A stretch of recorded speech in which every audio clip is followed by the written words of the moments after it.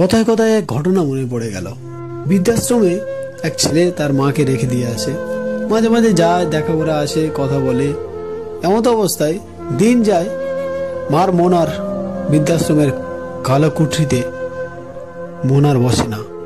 ঘন ঘন ফোন করে ছেলেকে যে শরীর খারাপ, নানান কথা।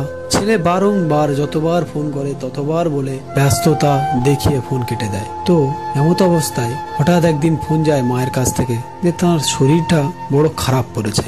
আবার সেই পুনরায় ব্যস্ততা দেখিয়ে ছেলে ফোন কেটে দেয়, কিন্তু তারপর আর তার মায়ের ফোন থেকে ফোন যায় না। এবারে ফোন যায় বৃদ্ধাশ্রমের কর্তৃপক্ষের তরফ থেকে যে আপনার মা বড় অসুস্থ, আপনি এখনই চলে আসেন। তো সেই কথা শুনে হন্তদন্ত হয়ে ছেলে ছুটে আসে মায়ের কাছে। তো এসে জিজ্ঞাসা করে যে মা কি হয়েছে। তো মা কাতর কণ্ঠে বলে, বাবা কিছু কথা বলি, আজ মনে রেখে দে। এই বৃদ্ধাশ্রমের যে রুমটা, এই জানালাটা ভাঙা। শীতের সময় যখন হাওয়া আসে তখন বড় শীত করে। আর ওই যে কলের জলটা আছে, ওই কলের জলটার একটু ভালো ব্যবস্থা করিস যাতে করে ঠান্ডা থাকে।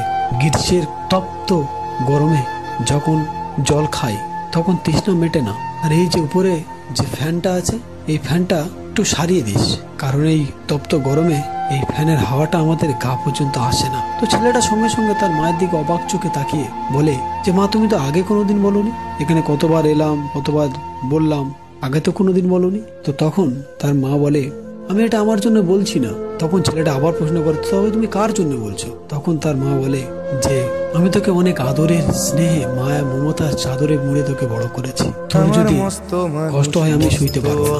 আমার সাথে এমন হচ্ছে কি জানি, পরবর্তী সময় তুই না কষ্ট থাকিস।